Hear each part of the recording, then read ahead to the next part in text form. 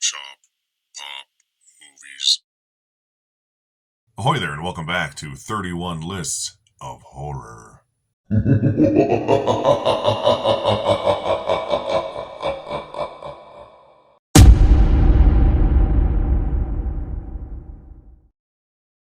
Welcome back to the 31 Lists of Horror, the daily video challenge I have given myself all of October to recommend you 5 movies I own out of my collection in 31 different horror categories. So today we are going to be doing horror movie prequels. That's right. A very debatable subgenre of horror, you could say. There are several pretty good examples of this, but these are the 5 I have in my collection that I would most recommend to anyone out there who has not seen them. So let's get into this. The first one we're going to talk about is a recent release that I just picked up. I haven't even opened it yet. I haven't seen it since theaters, but I wanted to include it because it's new, just in case anyone's interested. And that would be the prequel to the 2003 Texas Chainsaw Massacre remake, the Texas Chainsaw Massacre: The Beginning. Kind of sounds funny that it has 2000 in it. I never realized that. The Texas Chainsaw Massacre: The Beginning. But anyways, there it is.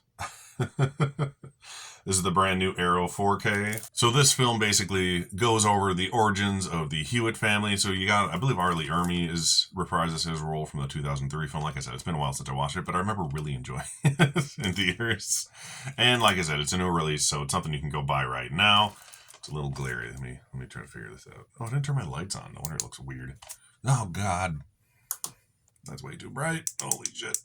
That's a little better. It's a little glary on my glasses, but we got it. A little better. Yeah, lights. That helps. I was like, why does it look so dark?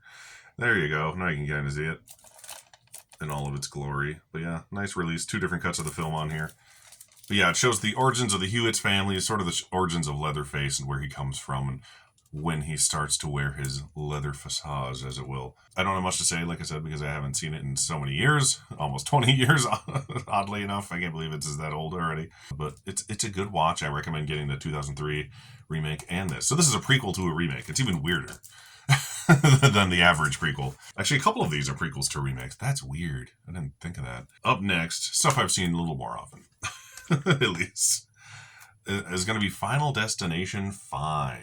Yes, I only have these in this little Blu-ray set. I got this thing was crazy cheap. I couldn't turn it down. Binge watched all these. The new one was pretty good. I did finally watch that. But Final Destination 5 is an interesting prequel because it's a secret prequel. Spoiler alert. The whole movie goes off like any other Final Destination movie, with the main character seeing the predictions of, the deaths and what have you of some traumatic event.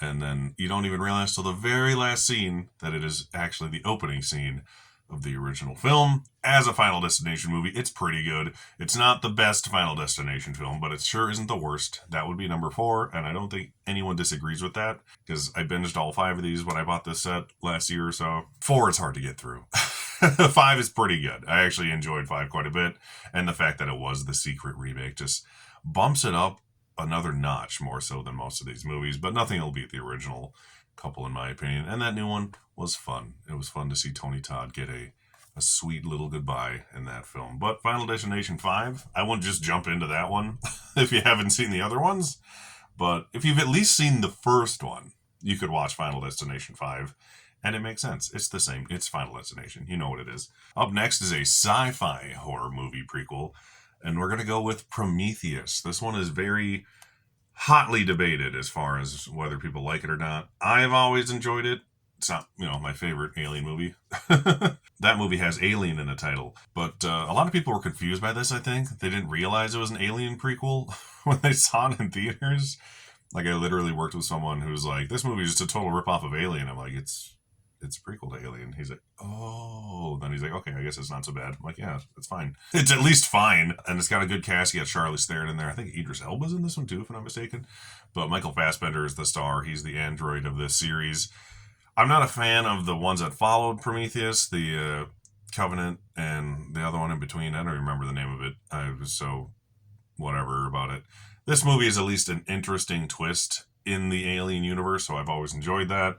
And it vaguely explains where things come from.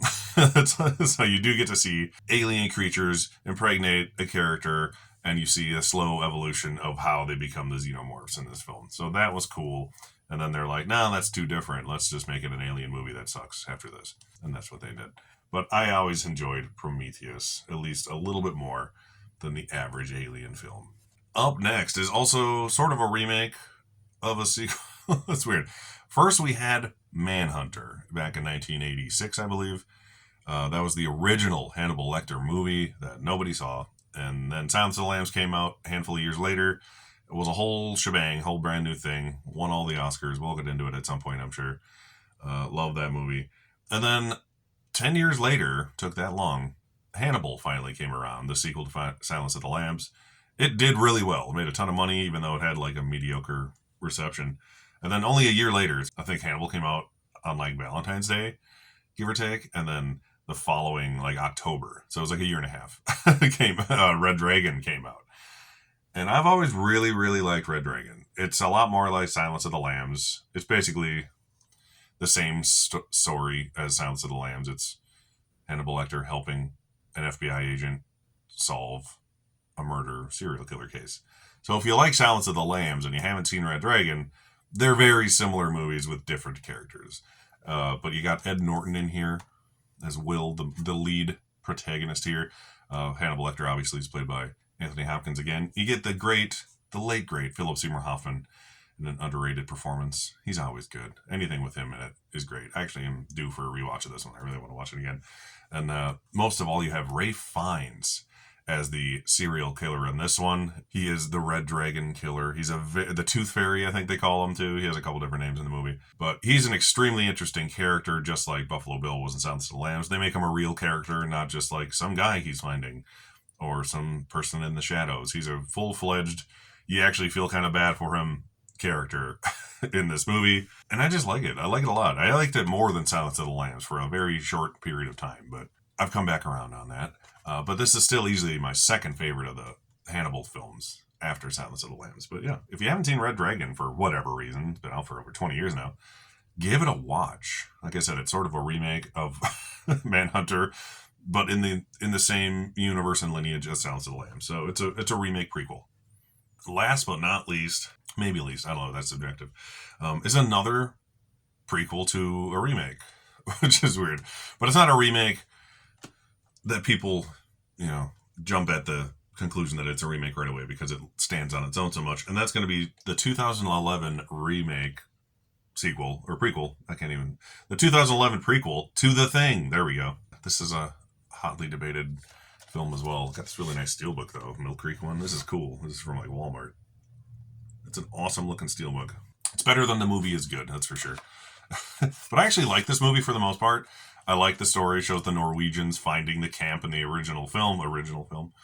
And then it shows what happened to the people they basically find when they unbury the Norwegian frozen thing monster with the crashed UFO. It goes through all of that, which I liked a lot. I like that it's that story, and it's done well enough. The thing that kills this movie, to the point of me barely ever wanting to watch it, is that they replaced all of the practical effects that they did on set with god-awful CGI. Bad even for 2011 standards. But had they not done that, I think this movie would have been great and had an amazing reception if they went full Robotin style practical effects, because they shot most of it with real effects and then they're like, nah, let's CG over it. So it kind of ruins the movie, honestly. But other than that, it's not bad. I actually liked the story. As a prequel, it's very good. The only thing that sends it down the crapper are those mediocre CGI monsters that just like take you out of the scenes every single time. But if you can get around that, if you're not someone who mediocre to bad special effects ruin movies, I think you'll get a kick out of it if you like the original thing. But like, what is The Thing famous for, if not just being good? It's the amazing practical effects. So why not do that in your follow-up / prequel that took so many years, almost 30 years to make? Nonsensical. Anyways, those are 5 horror movie prequels that I enjoy, for better or worse, that I would recommend to you out there if you have not seen any of them. Are you shocked at how many remakes have prequels? I didn't realize that until I put these movies in front of me just now. So there'll be plenty more of these videos. Like, share, and subscribe to the channel, all of that. And thank you for watching my 31 lists of horror. Thanks for watching, and I'll see you next time. Thank you so much for watching, everybody. Don't forget to like and subscribe to the channel, and channel memberships and merch are available on TeePublic and Spreadshop stores.